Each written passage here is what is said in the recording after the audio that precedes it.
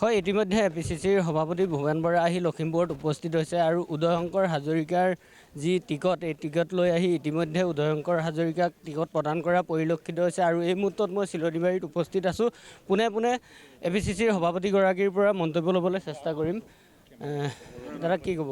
Ticket লৈ আহি আপুনি এই মুহূৰ্তত টিকট প্ৰদান কৰা পৰিলক্ষিত হৈছে। আমাৰ উদয়শংকৰ হাজৰিকা ডাঙৰীয়াক আমাৰ গোটেই ৰাইজেও বিচাৰিছিলে যে অতি সোনকালে প্ৰাৰ্থিত্ব দিব লাগে, সেইকাৰণে যাতে এক মুহূৰ্তও সময় নষ্ট নহওক সেইটো আশাৰে মই নিজে গুচি আহিলোঁ আৰু আজি তেখেতক আমি সকলোৱে আশীৰ্বাদ দিছোঁ, শুভেচ্ছা দিছোঁ।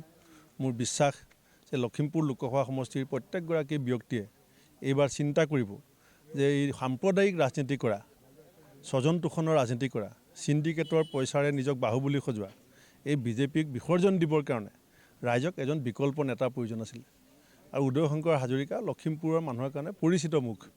তেখেত দীঘলীয়া সময় চেম্বাৰ্ছ অফ কমাৰ্চৰ সভাপতি আছিলে। লখিমপুৰৰ বিহু কমিটিখন সদায় তেওঁ সভাপতিত্ব কৰিছে আৰু বিগত সময়ত এটা ৰাষ্ট্ৰীয় দলৰ পৰা তেওঁ কেইবাবাৰো লোকসভা খেলাৰ কাৰণে তেওঁ নিজস্ব এটা ভেটি আছে, আমাৰ কংগ্ৰেছ দলৰ ভেটি আছে। এই দুইটা ভেটিৰ গোটেইখিনি মানুহ গোট খাই লখিমপুৰৰ স্বাৰ্থত, কৃষকৰ স্বাৰ্থত, শ্ৰমিকৰ স্বাৰ্থত, অংগনাবাদী, আশাকৰ্মী, গাঁওবুঢ়া, টেটৰ টিচাৰ, ভেঞ্চাৰ স্কুলৰ টিচাৰ, আমাৰ 6 জনগোষ্ঠী, চাহ শ্ৰমিক তেখেতসকলৰ স্বাৰ্থক আমি দিল্লীলৈকে লৈ যাবৰ কাৰণে লখিমপুৰবাসী ৰাইজে তেখেতক যে আশীৰ্বাদ দিব এই কথা মই নিশ্চিত। দেখা গৈছিলে এক জল্পনা কল্পনাৰ সৃষ্টি হৈছিলে দুগৰাকী প্ৰাৰ্থীৰ মাজত টিকটক লৈ, কি ক'ব? সেইটো সব সমষ্টিতে আছিলে। আমাৰ উপযুক্ত প্ৰাৰ্থী প্ৰত্যেক সমষ্টিতে 2-3জন নিশ্চিতভাৱে আছিলে। সেইটো শীৰ্ষ নেতৃত্বই কিবা সিদ্ধান্ত লৈছে। প্ৰত্যেককে যথাযোগ্য সন্মান যথাসময়ত দিব।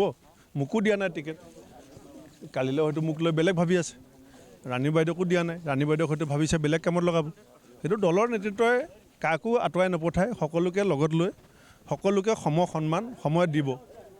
কিমানখন আসন পোৱাৰ সম্ভাৱনা? মইতো আজি তাৰিখত 14খনতে আমি প্ৰবল যুঁজ দিছোঁ। প্ৰাৰ্থীসকলে য'লৈকে গৈছে ব্যাপক জনসমৰ্থন পাইছে, ৰাইজৰ সঁহাৰি পাইছে। আমি আৰু কেইদিনমান যাওক, তাৰপিছতে কথাবিলাক পাতিম।